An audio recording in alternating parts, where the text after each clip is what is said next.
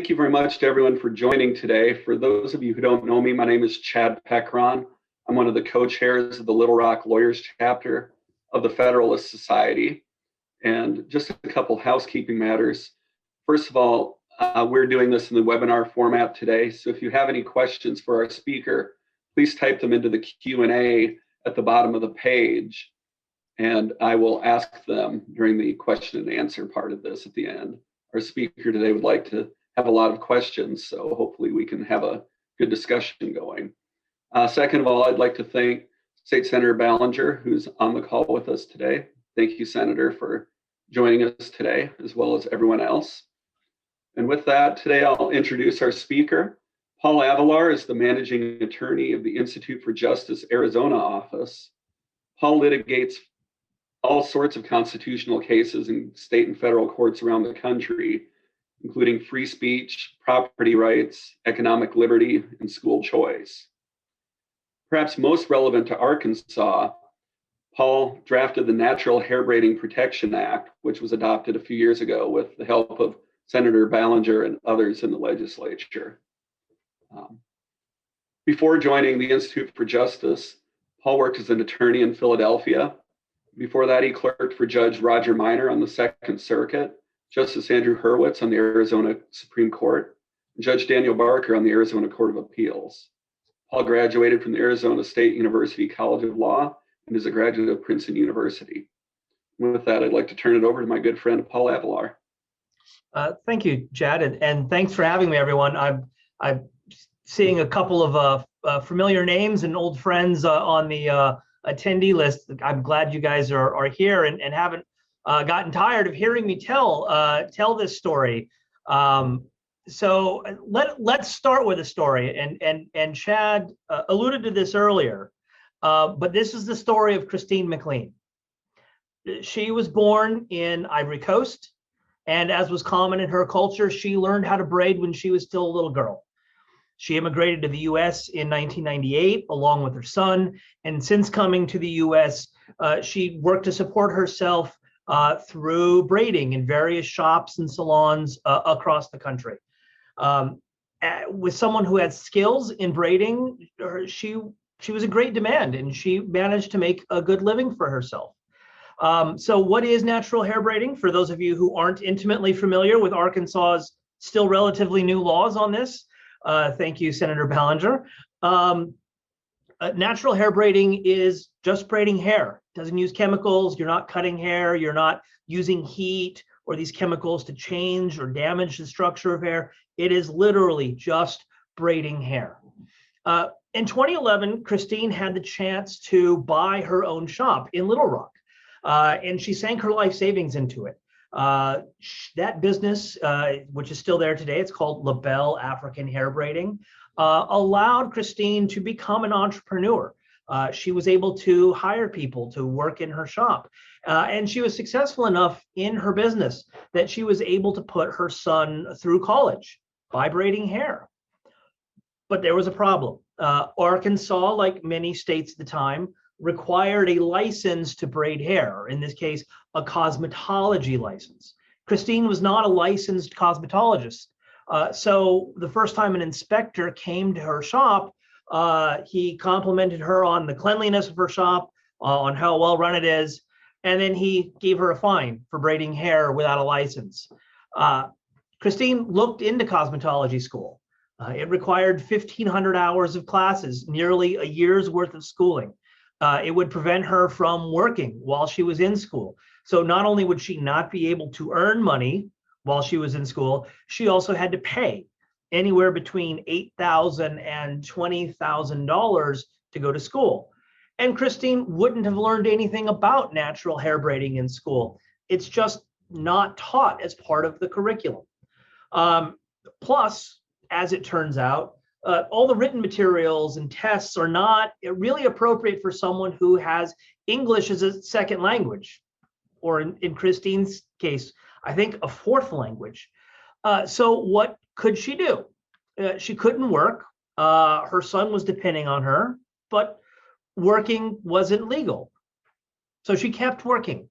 And over the next 3 years, Christine and her business were fined several times to the tune of a couple of thousands of dollars solely for braiding hair without a license or allowing other people to braid without a license. What could she do?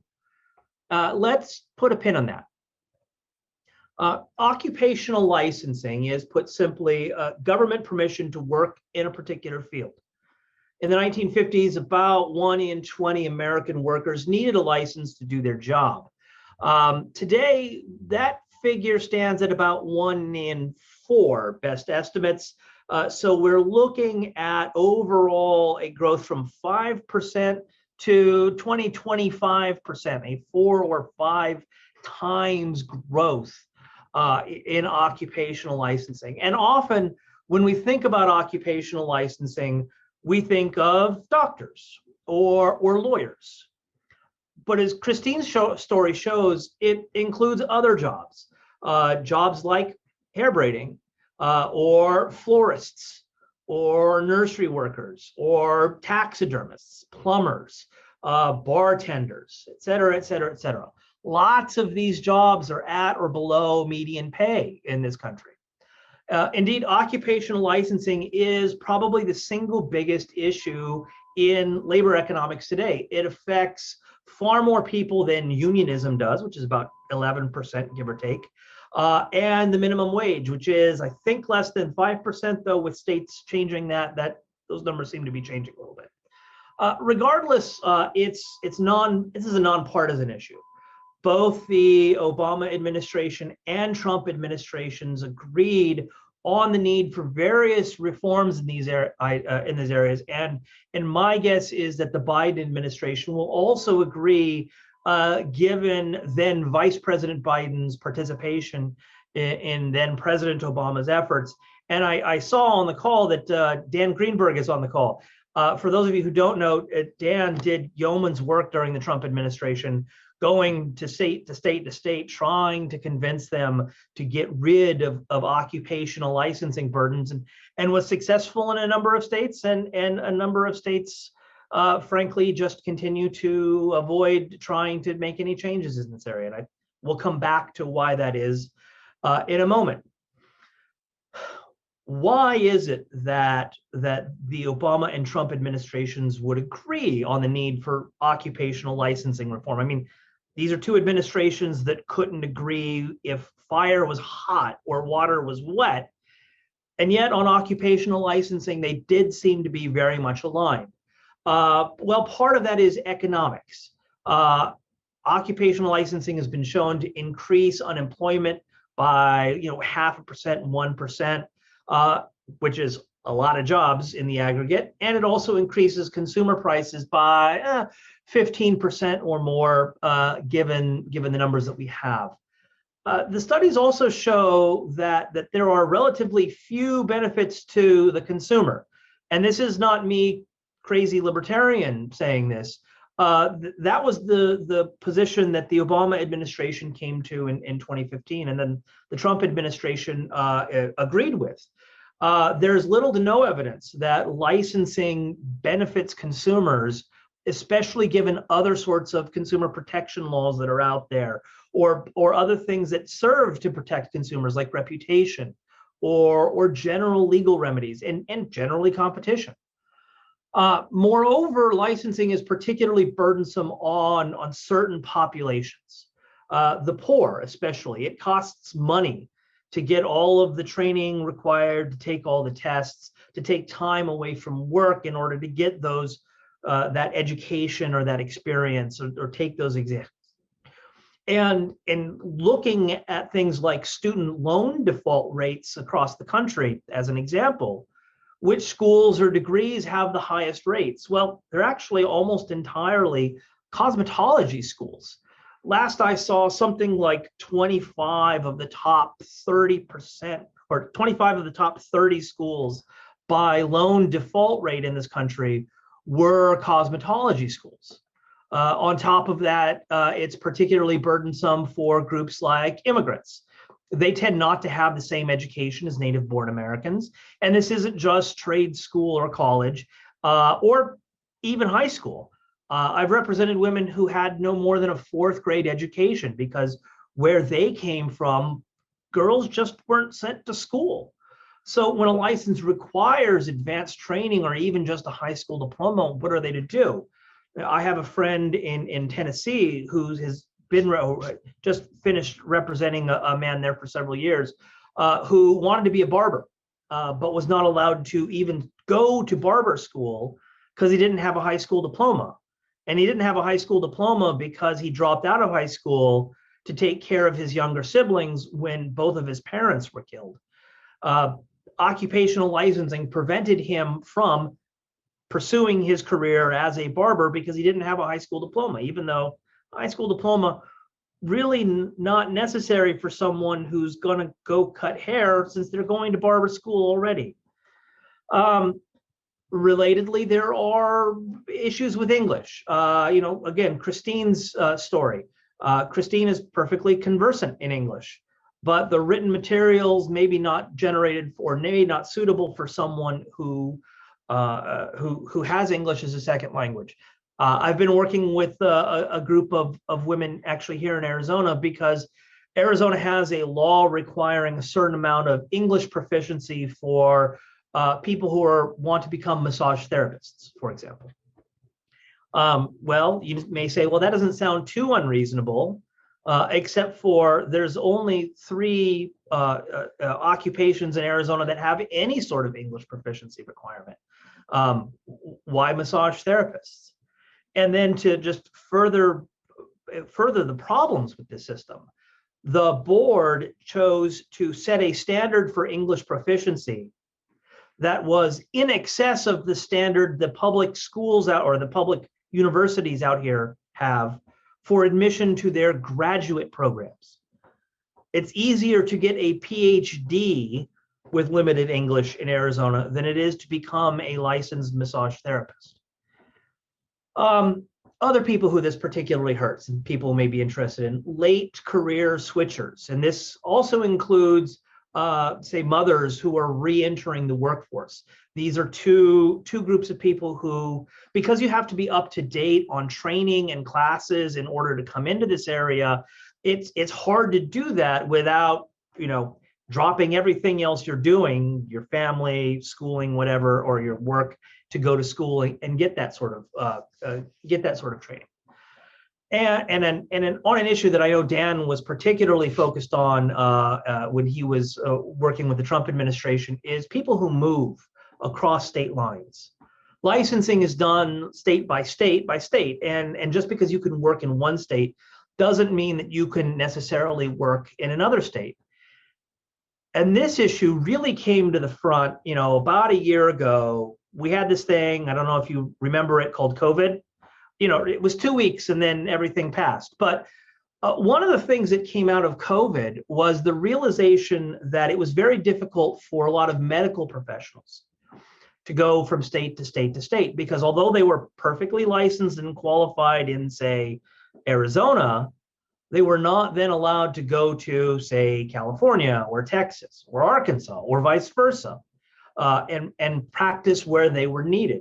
A lot of the emergency orders that we saw coming out of COVID really had to do with telling these licensing boards, hey, anyone wants to come here, don't let licensing get in the way. You get them here, we need them. Some states have started to address this issue more broadly. Arizona and Utah, in particular, have gone to a universal recognition system where they will recognize and allow anyone with a license from any other state to come in and just get a license. No more, no muss, no fuss. Let's streamline this as much as possible. Other states have tried and failed to do that, but that's another issue where we've seen a lot of growth. And licensing is oftentimes irrational. I mean, Christine needed 1,500 hours of training to get a cosmetologist license in Arkansas. She would have needed less than 150 to get an EMT license. And which one of those licenses do you think has to do more with public health or safety? Cosmetologists or EMTs? Still, cosmetologists 10 times the requisite training.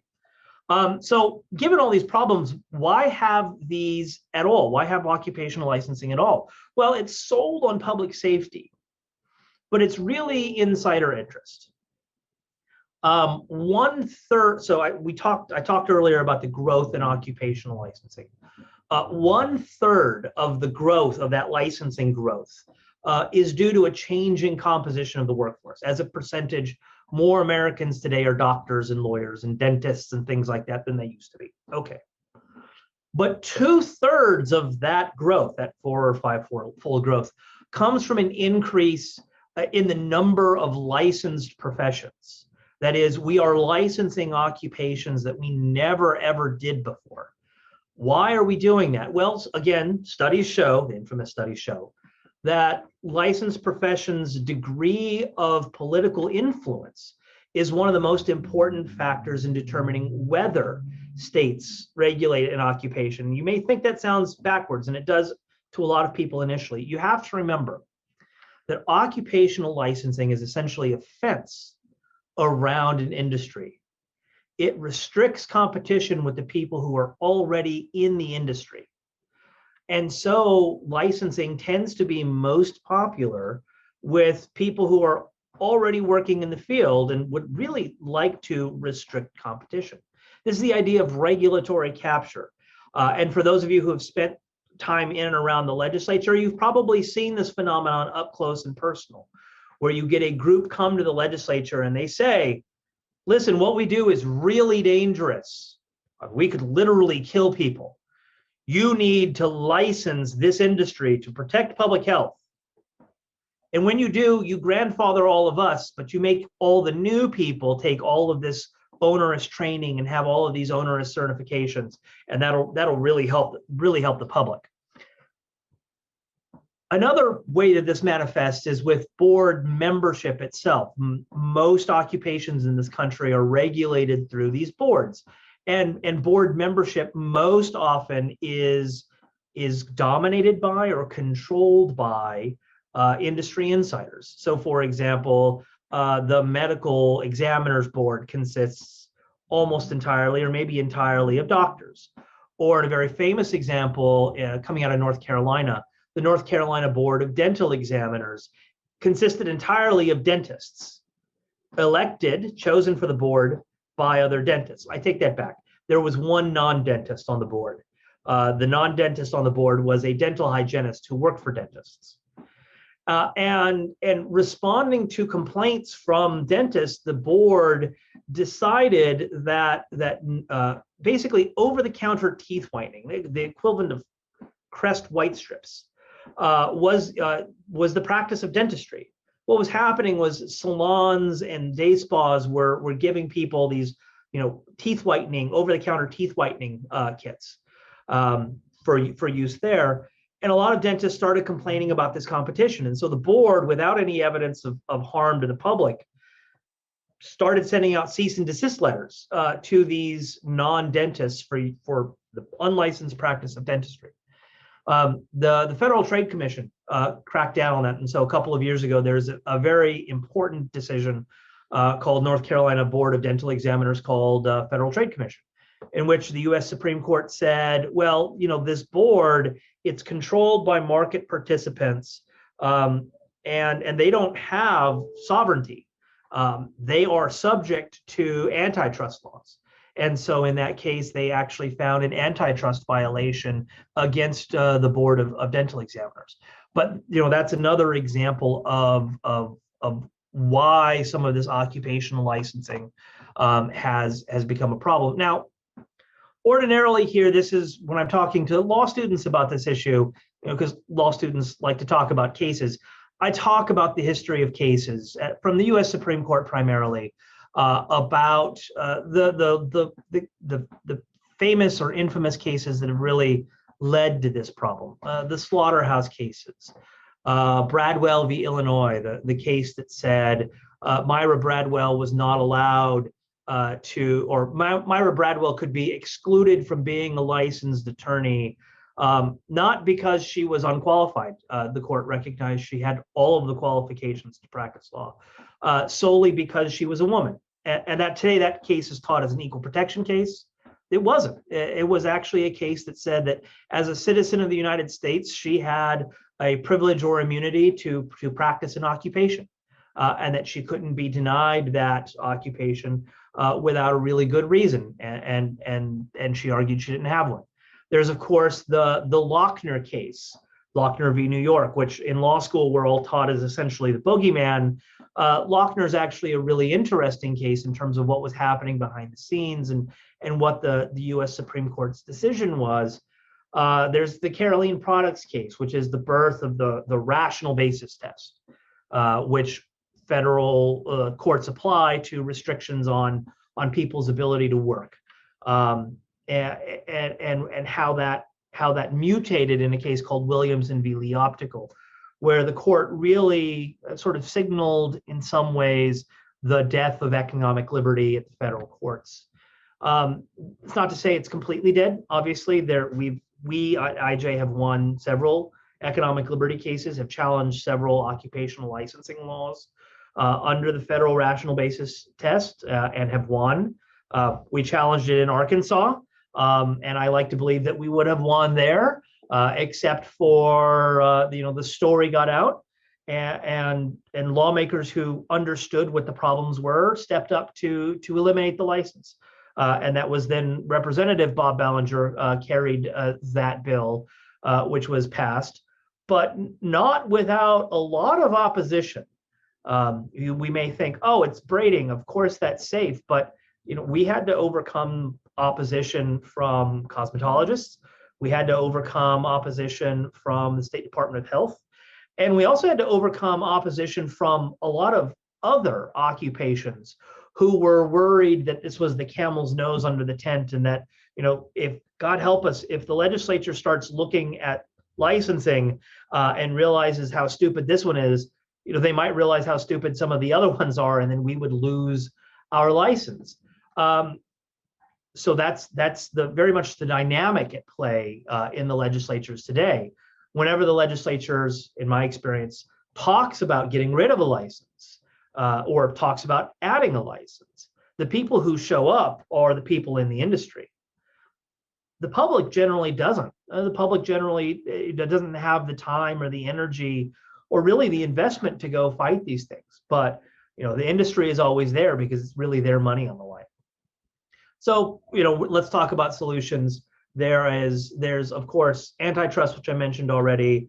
There are federal lawsuits, which I'm happy to talk about more. And there's legislation and policy, and that has a lot of going for it. There have been a number of reforms across the country, I think, reflecting this bipartisan recognition that there's a problem here. But my job here at IJ is to sue the government. I love suing the government. That's what I exist to do. So we continue to litigate in this area, not just on behalf of braiders, but on groups like technology startups or Uber drivers or veterinarians, just all sorts of industries where we're seeing these problems. I can go on and on and on about this issue, but I know there are people on this call who are very knowledgeable about the issue, and really I love questions and conversation. So if anyone has any questions, I'm happy to take them, or start a conversation on what can be done in Arkansas specifically. Arkansas still has problems despite lots of people's best efforts. We still rank Arkansas, and we do a report every couple of years called License to Work, which is sort of a 50 state survey of occupational licensing. We still rank Arkansas as the 6th most burdensome and the 3rd most broadly and onerously licensed state. Arkansas still licenses a number of occupations that other states just don't. Nursery workers, for example, are licensed in just one other state beyond Arkansas. Psychiatric technicians are licensed in Arkansas, but most states don't do that. Title examiners are licensed in lots of places, but Arkansas has particularly onerous burdens on them. Fire alarm installer is another one. Arkansas requires 5 years worth of experience and about $1,500 or so in exams and fees and all the rest of that before you can become a fire alarm installer, an occupation that lots of other states don't license at all. So there is, of course, work to be done in Arkansas as well as everyone else, as well as everywhere else. And I'm happy to answer any questions you guys have. Thank you so much. Thanks, Paul. And I'm going to take the moderator's privilege to ask the first question here. And I'm actually going to preface it by making a pitch for the next event here in Little Rock, which is being put on by our student chapter at the Bowen Law School on litigating claims under the Arkansas State Constitution. Justice Sean Womack from the Arkansas Supreme Court will be speaking on that. And you all should have gotten information about that, and I'll be resending it again. But Paul, the question I was going to ask from that is, when IJ is looking at bringing claims, how does it decide whether to bring claims under the federal constitution or under the state constitution or both? And what do you look for in state constitutions in terms of these type of challenges? So the answer is, as with all things in the law, it's complicated and it depends. Part of that is there are a number of states out there that are or should be more protective of economic liberty than is current federal jurisprudence. I mentioned this earlier, the rational basis test. That's the test that applies in federal courts under the federal constitution for restrictions on your right to earn an honest living. And the problem with the rational basis, well, there's many problems with the rational basis test. The biggest one is that it requires neither a rationale nor a basis. Under that test, courts basically presume constitutionality. They presume the existence of facts that supports the restriction. They don't care why they don't have to care why a regulation was actually implemented. The tailoring between the supposed concern and the regulation, that is the fit between the two, is loose to non-existent. Let me give you an example. I lost a case where the state conceded, this is another hair braiding case, the state conceded that 1,400 of its 1,500-hour curriculum were irrelevant to braiders. It conceded that. The court said it didn't matter, that 100 hours was enough to bootstrap the entire regulatory scheme. So 100 hours was arguably relevant, therefore the state could make them do absolutely everything. That's the sort of loose fit that we see. Now, a lot of states have rejected that approach. Pennsylvania, for example, has repeatedly and recently said that its constitution is more protective of economic liberty than is the federal constitution. Texas, in a 2015 case called Patel, specifically said, look, our jurisprudence is a little all over the place, but our constitution is more protective, and so it requires a higher showing by the government, and we're not going to do what the federal courts do, which is if the government can't meet its burden, it's the judge's job to come up with reasons to justify the regulation. Texas judges don't do that. There have to be actual reasons, and the state actually has to give a reason why it has a regulation in place in the first place.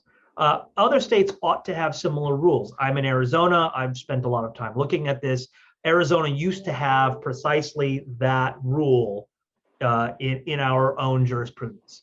And then over time, lawyers forgot about our state constitution and really only started talking about federal case law. And the Arizona case law gets really confused. And sometimes they talk about the old standards and sometimes they talk about rational basis. And you read the cases, it just doesn't make any sense. So those are the sorts of things we look at when we're considering federal versus state, which is the state more protective? Should it be? Is there some reason to believe it should be? What have the federal court said about a particular issue? Is there some reason to believe that we could succeed in federal court on a federal claim? Would that have more applicability to other people rather than just a victory in Arizona or Pennsylvania or what have you? So it all depends. One of the things that's going to be talked about at the event you mentioned, because one of my colleagues Justin Pearson from IJ is going to be speaking at that. Is a lot of states have things like anti-monopoly provisions that have no parallel in the federal constitution. Is there some way that you can use that? We litigated, and Justin litigated specifically about Arkansas's anti-monopoly provision, and did that allow the city of Little Rock to restrict taxi cabs, who could own a cab and who couldn't? So there's those sorts of things to look at. But as a general rule, it comes down to that old saw. It's complicated and it depends. Thanks. The next question we have is asking you to discuss why you don't oppose occupational licensing under the Ninth Amendment. Well, the short answer is that the federal courts don't think the Ninth Amendment is really a thing. And I think they're wrong about that, but I'm not going to beat my head against that brick wall when we have other venues or avenues to pursue. So currently under federal law, the right to earn a living or right to economic liberty is protected by a couple of different provisions. Most obviously, there is the due process and equal protection clauses of the 14th Amendment. There should be the privileges or immunities clause of the 14th Amendment as well. That was basically read out of existence in the slaughterhouse cases. There's the privileges and immunities clause in the Fifth Amendment, and there's this idea of the dormant commerce clause. So 2 terms back, the US Supreme Court decided a case called Tennessee Wine and Liquor. I just call it the Tennessee Wine and Liquor case. Tennessee Wine and Liquor Retailers Association versus some government functionary. This was a case about a law that Tennessee had restricting who could be a liquor retailer in the state. And they had a very restrictive rule that not only required you to be a resident of the state, and they defined residency in such a way that it basically excluded any national corporation. You also had to essentially be a resident for 10 years before you could apply. And the court struck this down as unconstitutional, as a privileges and immunities / dormant commerce clause problem, because it discriminated against people from out of state coming into the state to earn a living. And that's a protected right under the privileges and immunities clause. In the legal context, since I think most people on this call are probably lawyers at some point, there's a case called Piper versus New Hampshire Supreme Court, mid 80s case, I think 85, where Piper wanted to be a licensed New Hampshire attorney. The problem was she lived 400 feet outside of New Hampshire in Vermont, and the New Hampshire Supreme Court had a rule that said you could only be a licensed attorney in New Hampshire if you lived physically in New Hampshire. And the US Supreme Court struck this one down as well as a privileges and immunities clause problem. So there are those sorts of protections that exist. So long as the Ninth Amendment means nothing to the courts, we can keep saying it. But if we're going to win, we're going to have to win under these other legal theories, these other claims. Next question I wanted to follow up with is from our friend, Mr. Greenberg. And he asks you, suppose Arkansas has 2 requirements to get a cosmetology license. One requirement seems to pass a rational basis test. The other requirement seems to fail it. And the example he gives is, for instance, cosmetologists must receive 80 hours of training in hygiene and sanitation, but also must receive 50 hours of training in courtesy, neatness, and professional attitude in meeting the public. In Arkansas, do you know if the failure of one requirement is sufficient to get the court to strike down the entirety? So the courts have not been super clear on this. Let's start with the states. There are a number of states that say, look, there are some occupations that are just so safe and so common that the government has no business licensing it at all. Iowa's got something of a rule like this. Utah has something of a rule like this. That I think there's that rule in Arizona, though the courts are a little mealy-mouthed about this sort of thing. The federal courts have not quite taken that track. What the federal courts have done is said, look, we look at this license in the aggregate, in the whole. And we ask ourselves essentially, how applicable is it? What are the dangers that this is meaning to address? How well does this address this as applied? How are the burdens? And so far, what the courts have said is, this licensing scheme is unjustifiably burdensome when it comes to this particular issue, like braiding. The cosmetology licensing scheme is unconstitutional as applied to braiding because it just doesn't fit. It's overly burdensome. There aren't the real health and safety issues that we're talking about. But they've not foreclosed applying a different licensing scheme to braiding. They should, but they haven't. The question is, how would you challenge the part of the scheme but not the other? And you can do that. I'm not aware of any cases that come right out and do that. And of course, the other problem is, given the loose fit that rational basis is, whether this is right or wrong, this is what would happen. The courts would say, well, yeah, those 50 hours are irrelevant, but looking at the larger scheme as a whole, the 50 hours really aren't all that burdensome, and so the scheme as a whole is okay. Now, that's not to say there aren't ways that you could challenge particular parts of a curriculum, but that's not really where the litigation has gone, so far as I'm aware. Senator Ballinger asked and said quite candidly, we still stink on this issue. What's our next step in the legislature to fix it? Well, there's a couple of different steps. There are substantive steps and what we call, I guess, procedural steps. So the substantive steps are: stop making new licenses, get rid of licenses you don't need, and start reducing licenses that you can't eliminate. Like, there's an argument to be made. For example,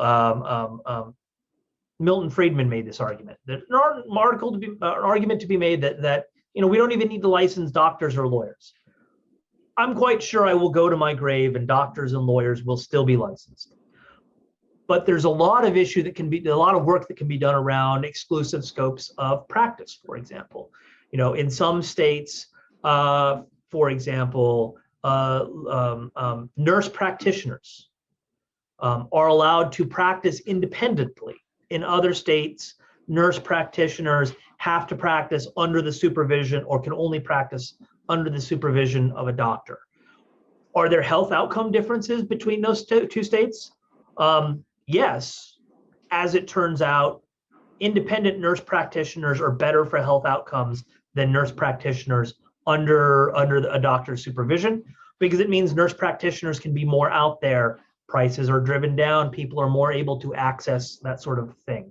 So you can look at scopes of practice, expanding lower level scopes of practice, allowing overlapping scopes of practice. So it's, you don't get into these turf wars between this industry and that industry. And as an aside, one of the funniest legislative hearings I've ever seen in my entire life was here in Arizona, where the issue was animal chiropractic and who got to do chiropractic on animals, horses in particular, but all animals. And the veterinarians were screaming bloody murder that the chiropractors would injure animals, and the chiropractors were screaming bloody murder that the vets would injure animals because they didn't know chiropractic. The answer is they can both probably do it. Why are we setting up this turf war between them? So that's something the legislature can do. Now, I fully appreciate that those things are hard to do, not because the policy is complicated. Again, this is an issue on which I think the policy arguments have been won, and it's not even a partisan issue anymore. Both, as I said, Democrats and Republicans have come to see this as a problem. The problem is really one of political will. Senator Ballinger, you're perfectly aware that when you're talking about licensing, it's the industry that shows up, and the general public generally does not, either because they don't know or because it's just not a big issue for them. Structurally, there are also things that can be done. There are things like sunrise and sunset. Sunrise is a review process that a licensing proposal has to go through before the legislature can even take up whether to to create a license, it has to go through what's supposed to be a fairly rigorous process to really document, is there a problem? What are other states doing? Is licensing actually a solution to this problem? Are there alternatives to licensing that are less burdensome and more essentially better for protecting the public? Sunset is that same process, but after the license exists already. That is, at regular intervals. So in some states, you're supposed to have a study. Is this license doing what it's doing, or doing what it's supposed to do? Has the situation changed? Is there still a public health and safety need for this? What have other states done? Is there a change here? Sunrise has proven to be better at preventing bad legislation than Sunset has proven to repeal bad legislation. Again, I hate to keep referring back to the Obama administration's report, especially when I know that others have done a lot of good work on this, but it is sort of a one-stop shop for a lot of this stuff. Sunset has proven to be largely a failure, in part because the rigorousness of the studies the rigorousness of the Sunset process just isn't there. And even when the Sunset process does recommend eliminating a license, you still have to overcome the political will problem. And so you have a license that is recommended to be sunsetted, and the legislature will keep it in place anyway. Or I think there's one instance where the legislature actually sunsetted a program and then brought the license back based on industry outcry. There's an interesting issue in Texas right now, where last year the Texas legislature allowed the plumber's license to sunset. They wanted to eliminate it. They wanted to get rid of it. And the governor, invoking emergency powers, not for COVID, invoking emergency powers related to a hurricane that was 2 years before, said, oh, no, we need licensed plumbers in Texas. And so basically overrode the sunsetting of the plumber's license. The irony being that now, when Texas had its recent problems with winter weather, they're short on plumbers. And plumbers can't really just come in from other states because they don't have a Texas plumber's license. But there are those sorts of structural reforms that can be done. I would particularly encourage looking at Colorado and Vermont, of all places, have really robust sunrise and sunset programs because they've entrusted those programs not to the industry itself or not to the agency itself. There's a standalone agency that reviews these things and comes up with policy recommendations. Other sort of smaller things that can be done if you can't eliminate the board or eliminate the license, eliminate the board's power, make the board's advisory to someone else who actually does the regulation. Utah is an example of this. There is a director of occupational and professional licensing, an individual who is empowered to actually do the licensing. He's like the head of the agency. There are boards in Utah. There's a cosmetology board. There's a nurse board. There's a board for hunting guides and other things like that. But they only advise, and ultimately it's up to the head of the agency to make the decision on what rules to have or how to do enforcement, things like that. The nice part about that system is it breaks the industry control to a certain degree, and is a check on that sort of regulatory capture problem. It's not a perfect system, but it's a pretty good one. Other states have gone, like California, for example, has required that a majority of board members be public members rather than industry members. And this is a way of ensuring of trying to ensure that these boards don't become captured by the industry itself. California's had this rule in place since the 1970s, so I guess it's no boon to small regulation, but it's something. And the nice part about that is that those tend to go along with the antitrust issues that I mentioned earlier. So there's a whole lot that can be done here substantively and procedurally, and the answer is all of the above. We didn't get into this problem overnight. It took several decades of of growth in terms of occupational regulation. Took several decades of the court sort of washing their hands and not being a check on this anymore. So there's lots of this is a target-rich environment. There are lots of things that can be done. They're all, steps along the way of making the system better. The next question was texted to me, and it asked for you to talk just briefly about the history of licensing, and in particular, what the history of licensing was in England before the creation of the Constitution and in the United States before the 14th Amendment. Sure. So occupational licensing itself in the U.S., frankly, has a very bad history. Occupational licensing in the U.S. really sort of finds its roots in the Black codes in the South following the Civil War, where a lot of these codes were enacted to restrict the economic liberty of the freedmen. They were not allowed to work in certain occupations. They were only allowed to work in certain places, things like that. There were sort of antecedents that some people say are antecedents to occupational licensing in England. This is the guild system or the monopoly system, where the king would grant a monopoly right to a certain guild, and so only members of that guild could do a certain thing. The history on that is a little convoluted. And frankly, not really a part of the American tradition. You don't really see occupational licensing in the U.S., as I said, until 1870s or 1880s, and that's where you get things like licensed physicians. The first occupational licensing case that the U.S. Supreme Court ever took was in 1889, Dent v. I think it's West Virginia, and it has to do with the licensing of medical professionals. And what the Supreme Court said in that is the states have the police power to regulate for public health and safety. And this is a regulation of who can provide medical services, and that certainly implicates the question of public health and safety. And that's all we've been asked, and so that's all we're going to decide.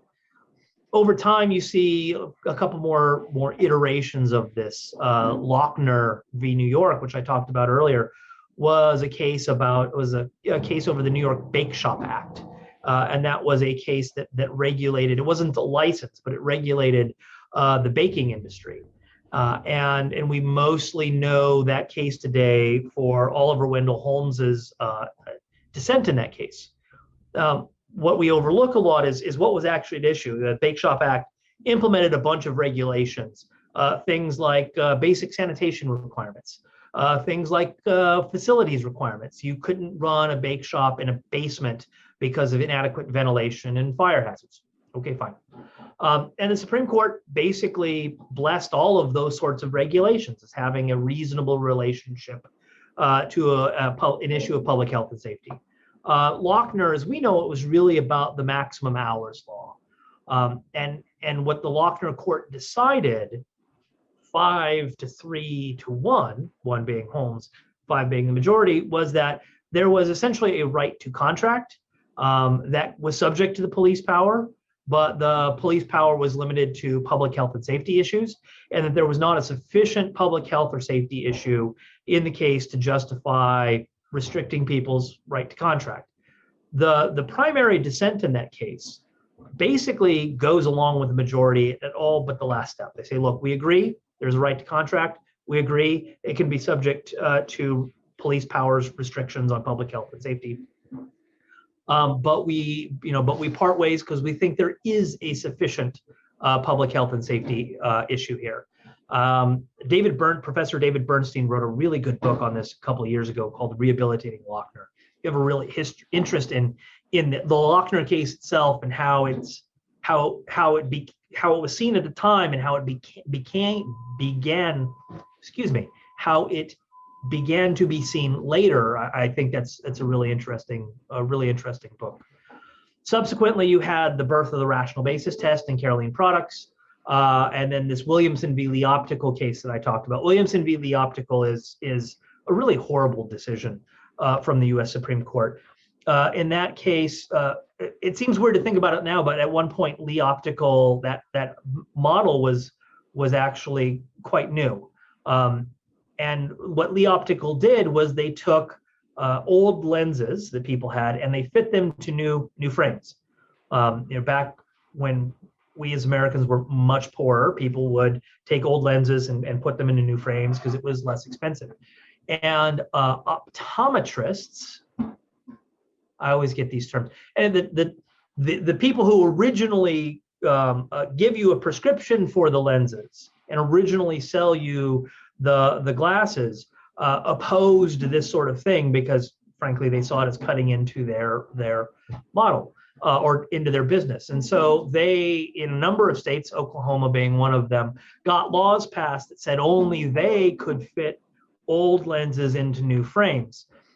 And that was challenged.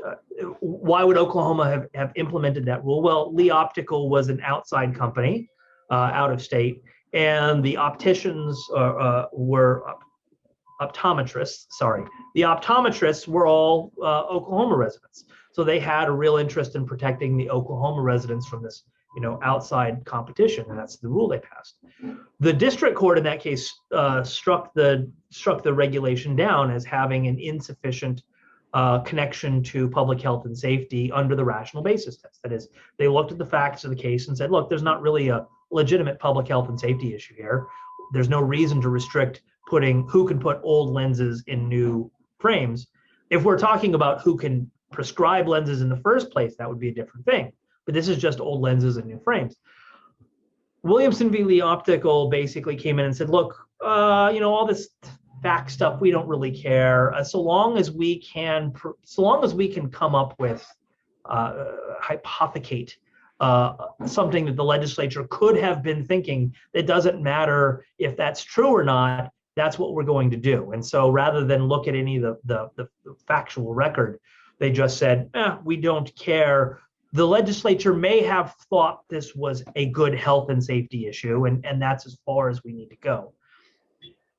Lee Optical's, like I said, a horrible decision. What's interesting is that 2 years later, they really required a factual showing in a case called Schwer versus New Mexico bar examiners. And in that case, lots of people think about Schwer as a free speech First Amendment case. Now it's a 14th Amendment case, where Schwer was qualified to, or the question was Schwer qualified to be a lawyer? And New Mexico said, well, no, we have concerns about his history. He has a criminal history. He was a communist, et cetera, et cetera. The U.S. Supreme Court said, well, look, those aren't really about his qualifications, and did a close factual analysis of Schwer's history and said, well, this would violate due process to deny him his license to practice law. And so that's, there you go. How Schwer and Williamson v. Lee Optical came from the same court is anyone's guess. But that's sort of the history of where we're at now. Like I said, in the 1950s, by the 1950s, only about 5% of Americans needed a license, and those were the things that we think of as traditional licenses. Those are doctors and dentists, veterinarians, lawyers, what used to be thought of as the professions as opposed to the occupations. Since the 1950s, again, that number has just exploded, and so now we're licensing all sorts of things. So that's sort of a really thumbnail sketch of this history. There is a book written by Tim Sandifer, used to be with PLF. I think he wrote it when he was at PLF. He's now at Goldwater, called The Right to Earn a Living, which really goes much more in depth in this history, especially the monopoly system under the crown in England and that sort of thing. Thanks, Paul. One last question, and I realize this is going to be kind of a big bite at the apple for a short answer, but you've been asked to talk about the fact that the Federalist Society usually preaches judicial restraint as opposed to activism. And the concern is about the slippery slope that a more vigorous constitutional interest in economic liberty might have in other areas beyond occupational licensing. So you are right. This is a massive issue, and frankly, an issue that FedSoc itself has been debating within itself for a number of years. For those of you who've been to the national conference for a couple of years running, they had debates generally with Randy Barnett on one side and someone else on the other talking about this issue. And so I think it is an issue that's open for debate. My approach to it is this: one, when we talk about judicial activism, what does that really mean? Maybe it had a meaning at one point. I'm not sure it does today. I think today it's a shorthand for decision I don't like. But my take on it is judicial activism is essentially the judicial creation of a right that just doesn't exist.